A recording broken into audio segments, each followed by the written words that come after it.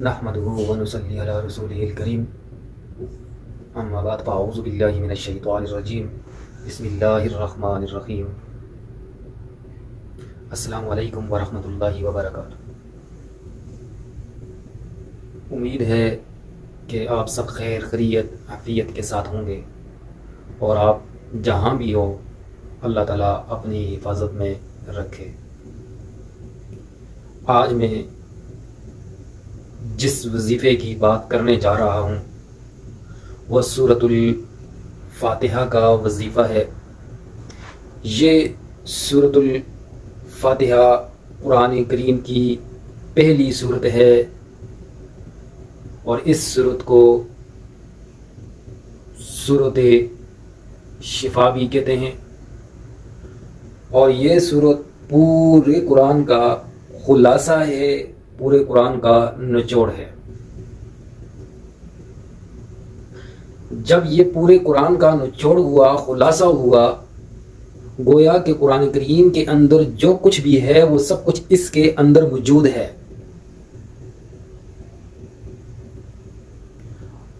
اور اس سورت کو جیسے یہ سورۃ شفا کہتے ہیں، تو اس کا مطلب یہ ہوا کہ اللہ نے اس کے اندر روحانی طور پر اور جسمانی طور پر دونوں شفا رکھی ہیں۔ اب کوئی آدمی بیمار ہے یا اس کو کوئی اور مسائل ہے، کسی قسم کی کوئی پریشانی ہے، یا جادو یا تعویذ کا مسئلہ ہے، جنات کا مسئلہ ہے، سایہ کا مسئلہ ہے، بندش کا مسئلہ ہے، یا اس پر کسی قسم کی بھی کوئی بھی جھاڑ پھونک کا عمل کر دیا ہے، وہ اس لیے پریشان ہے، تو اس کے لیے بھی یہ صورت کافی ہے۔ اس کا یہ وظیفہ انشاءاللہ کرتے ہی یہ سب کچھ مسائل حل ہو جائیں گے۔ اور دوسرا یہ ہے کہ اس کے کرنے سے جو بھی آپ کے زیادہ پریشانی ہے رزق کے لحاظ سے یا دوسری کاروبار کے لحاظ سے، وہ بھی حل ہو جائیں گے۔ تو یہ سورت کا مختصر وظیفہ ہے۔ آپ نے صبح اور شام کرنا ہے، 7 بار صبح کو یہ پڑھنی ہے اور 7 بار شام کے وقت اس کو پڑھنا ہے۔ اول آخر 3 بار درود شریف پڑھ لیں۔ تو یہ انتہائی مجرب عمل ہے اور وظیفہ ہے، اس کو ضرور کریں۔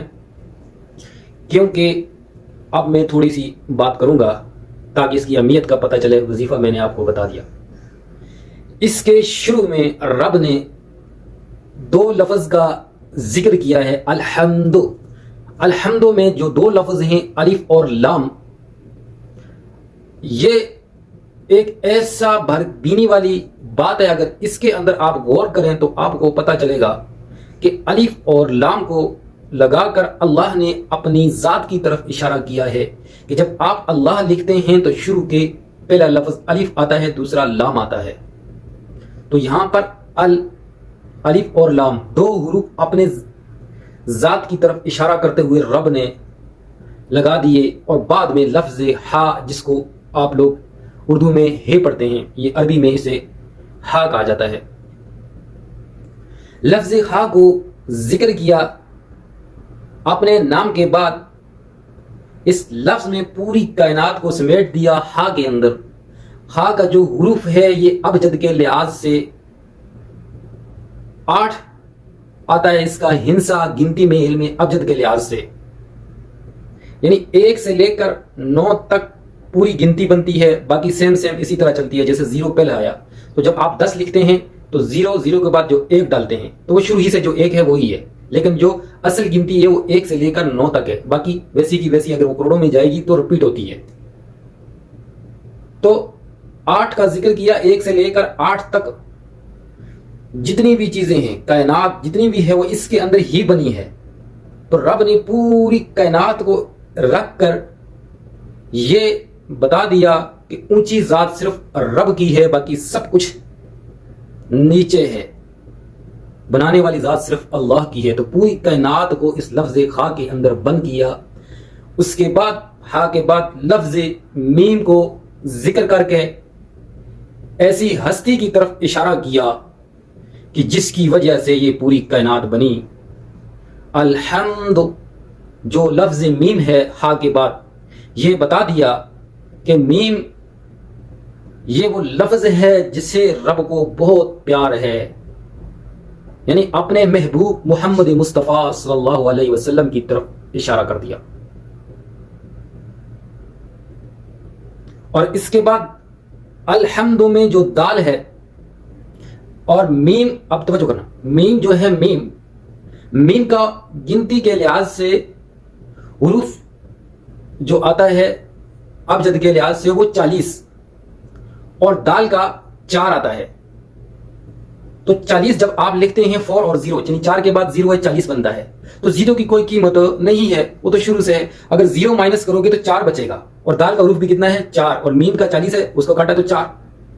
تو 4 کا ذکر کر کے، یعنی 2 مرتبہ 4 کا جو ذکر ہوا، یہ بتا دیا رب نے کہ اگر آپ نے کامیابی حاصل کرنی ہے تو وہ محبوب مصطفیٰ صلی اللہ علیہ وسلم کے بتائے ہوئے طریقوں پر کرنی ہے، کیونکہ اس کا جو طریقہ ہے وہ رب کا بتایا ہوا ہی طریقہ ہے۔ اسی طریقوں پر، اسی اعمال پر اپنی زندگی بسر کرنی ہے۔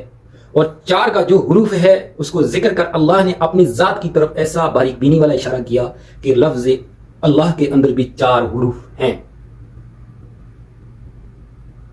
تو بہرحال یہ سورۃ الفاتحہ یہ بہت انتہائی باریک بینی والی، انتہائی دقیق، اس کی تفسیر بہت بڑی بڑی تفسیر ہیں۔ یہ جو میں نے باتیں کی ہیں یہ کوئی شرعی لحاظ سے یا شریعت کے لحاظ سے نہیں، یہ ایک عملیات کی اصطلاح سے ہیں۔